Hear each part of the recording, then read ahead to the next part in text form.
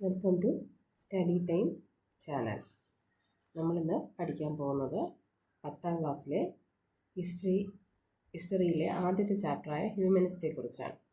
To neglect knowledge is to neglect virtue. The intellect lightened by the flame of goodness cannot help but love it. Love is only born of knowledge. Reason is the guide of a right will. It is reason which leads us to salvation.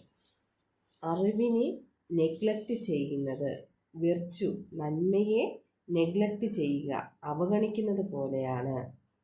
അതുപോലെ നന്മയുടെ ഫ്ലെയിമിനാൽ, ജ്വാലയാൽ lighten ചെയ്ത, പ്രകാശിക്കപ്പെട്ട ബുദ്ധി ആ ജ്വാലയെ, ആ ഫ്ലെയിമിനെ സ്നേഹിക്കാതിരിക്കാനാവില്ല.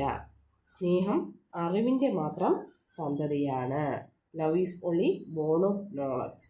Reason is the guide of all right will. യുക്തിചിന്ത ശരിയായ right will, ഇച്ഛയുടെ മാർഗദർശിയും ആണ്. നമ്മെ മോക്ഷത്തിലേക്ക് നയിക്കുന്നതും യുക്തിചിന്തയാണ്. These are the words of Roger beckon.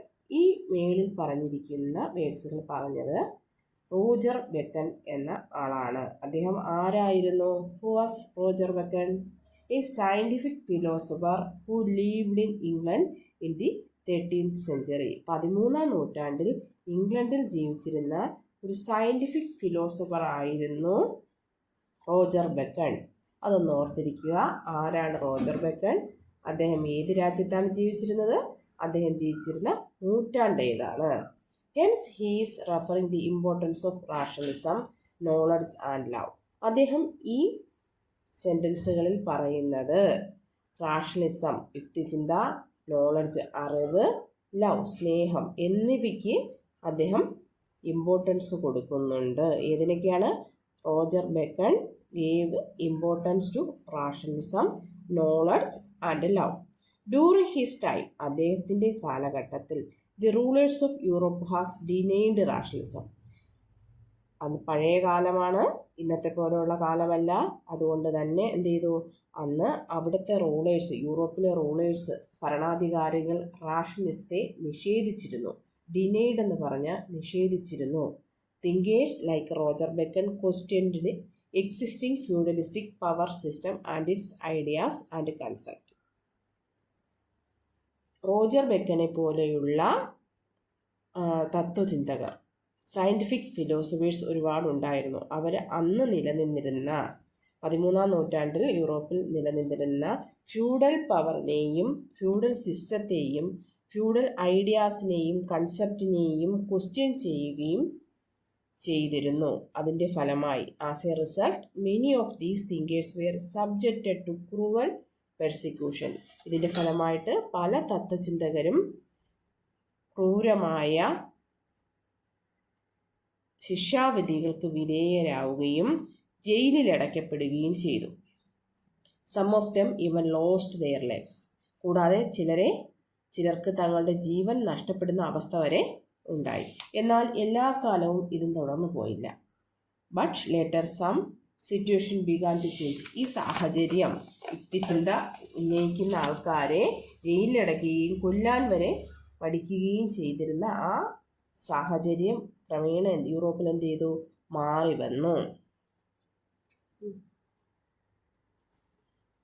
Ancient യൂറോപ്പിൽ നിലനിന്ന മോസ്റ്റ് ഇമ്പോർട്ടൻ്റ് ആയിട്ടുള്ള 2 സിവിലൈസേഷൻസ് ആയിരുന്നു ഗ്രീക്ക് സിവിലൈസേഷനും റോമൻ സിവിലൈസേഷനും. ഇവയെ അറിയപ്പെടുന്നത് they are known as classical civilisations എന്നായിരുന്നു. ഈ ഗ്രീക്ക് സിവിലൈസേഷൻ 12 മുതൽ 4th സെഞ്ച്വറി വരെ, 12 to 4th സെഞ്ച്വറി BCEയിലാണ് നിലനിന്നിരുന്നത്. എന്നാൽ Roman civilisation 7th century BCE to 5th century CEയിലാണ് നിലനിന്നിരുന്നത്. From 14th century onwards, a series of changes took place in the social, economical and political spheres of Europe. 14ാം നൂറ്റാണ്ട് മുതൽ ഈ series of change, ഒരു മാറ്റങ്ങളുടെ ഒരു സീരീസ് തന്നെ യൂറോപ്പിൽ നടന്നു. ഏതൊക്കെ മേഖലകളിലാണ് ആ മാറ്റങ്ങൾ നടന്നത്? സോഷ്യൽ സാമൂഹികവും, ഇക്കണോമിക് സാമ്പത്തികവും, പൊളിറ്റിക്കൽ രാഷ്ട്രീയപരവുമായ യൂറോപ്പിൻ്റെ സ്പിയേഴ്സ് മേഖലകളിലാണ് എന്ത് ചെയ്യുന്നത്, ഈ സീരീസ് ഓഫ് ചേഞ്ച് നടന്നത്. Along with the influence of Greco Romans cultures of ancient Europe, a tendency to move away from the ideas that existed the medieval times also gained strength. Greco Roman cultures എന്ന് പറയുന്നത് ancient പീരീഡിലെ രണ്ട് classical civilisations ആണ്. Greco Roman കൾച്ചേഴ്സിൻ്റെ ഇൻഫ്ലുവൻസിനോടൊപ്പം തന്നെ യൂറോപ്പിൽ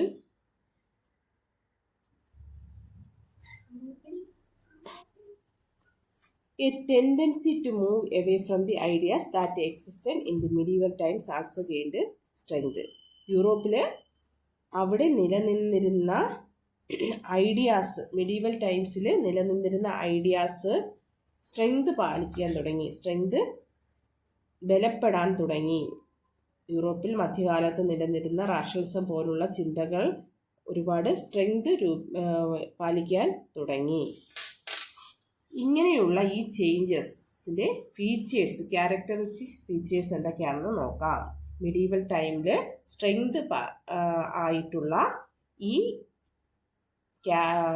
ചേഞ്ചസിൻ്റെ characteristic features എന്തൊക്കെയാണെന്ന് നോക്കാം.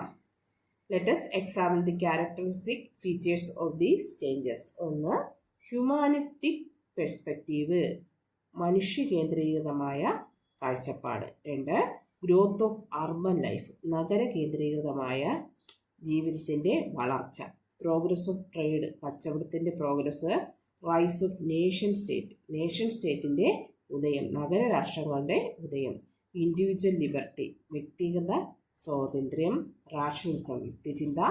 Spread of secular values, മതേതര വാല്യൂസിൻ്റെ സ്പ്രെഡ്. മോണിറ്ററി എക്കോണമി, സമ്പദ് അധിഷ്ഠിത സാമ്പത്തിക വ്യവസ്ഥ.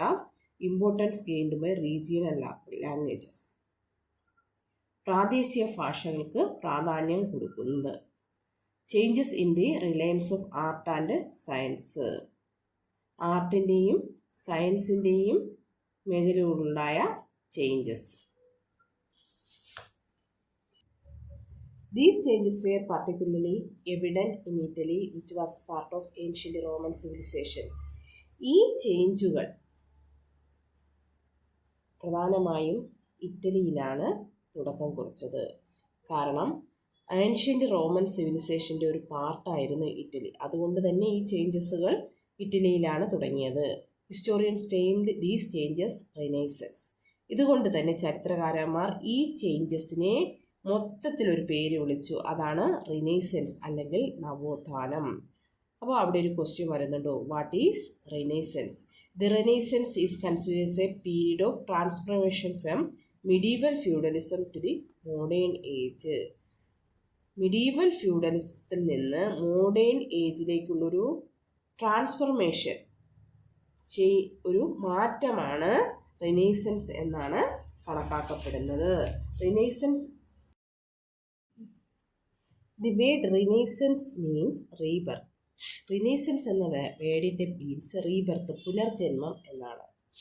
It denotes the revival of ancient Greco Roman culture which began around 14th century. 14th centuryയിൽ ഉണ്ടായ ഗ്രീക്കോ റോമൻ കൾച്ചറിൻ്റെ ഒരു റിവൈവലാണ് റിനൈസൻസ് എന്നാണ് പറയപ്പെടുന്നത്. എന്തുകൊണ്ടാണ് ഇറ്റലിയിൽ റിനൈസൻസ് ആദ്യം ഉണ്ടായത്? Why Renaissance in Italy? നിങ്ങളുടെ ടെക്സ്റ്റ് ബുക്കിൽ മാപ്പ് നോക്കുക, അതിൽ identify the cities that existed in medieval Italy. Medieval ഇറ്റലിയിൽ നിലനിന്നിരുന്ന സിറ്റികൾ ഏതൊക്കെയാണെന്ന് നോക്കുക. ഏതൊക്കെയാ? Milan, Parma, Genoa, Pisa, Florence, Bologna, Naples, Rome ഇവയാണ്. ഇത് നോക്കി പഠിക്കുക. The reason is that cities in Italy were different from the rest of Europe. എന്തുകൊണ്ടാണ് റിനൈസൻസ് ഇറ്റലിയിൽ ആരംഭിച്ചത് എന്ന് പറയാൻ പോവുകയാണ്. യൂറോപ്പിലെ മറ്റുള്ള സിറ്റികളിൽ നിന്ന് ഇറ്റലിക്ക് ചില പ്രത്യേകതകളുണ്ടായിരുന്നു. അതിനുള്ള റീസൺസ് എന്തൊക്കെയായിരുന്നു? What are the reasons? They were more independent, wealthy and dynamic. ഇറ്റലിയിലെ സിറ്റികൾ മറ്റുള്ള യൂറോപ്പിലെ മറ്റൊരു സിറ്റികളെ അപേക്ഷിച്ച് ഇൻഡിപെൻഡൻ്റ് ആയിരുന്നു, സ്വതന്ത്രവും സമ്പന്നവും ഡൈനാമിക്കുമായിരുന്നു, ചലനാത്മകവുമായിരുന്നു. Traders in these cities were well aware about banking and insurance. ഇറ്റലിയിലെ ഈ സിറ്റികളിലെ ആൾക്കാർക്ക് ബാങ്കിങ്ങിനെ കുറിച്ചും ഇൻഷുറൻസിനെ കുറിച്ചും അറിയാമായിരുന്നു. Some of them had expertise in technical matters of trade such as book keeping. ചില ആൾക്കാർക്ക്, ഈ സിറ്റികളിലെ ചില ആൾക്കാർക്ക് ട്രേഡിൻ്റെ എക്സ്പെർട്ടൈസായ ബുക്ക് കീപ്പിങ്ങിനെ കുറിച്ചും മറ്റും അറിയാമായിരുന്നു. Many of them had become extremely wealthy through trade. ചില ആൾക്കാർ ഈ ട്രേഡ് നടത്തിയിരുന്ന ഇറ്റലിയിലെ സിറ്റിയിലുള്ള ചില ആൾക്കാർ എക്സ്ട്രീംലി വെൽത്തി ആയിരുന്നു, വളരെ അതിസമ്പന്നരായിരുന്നു.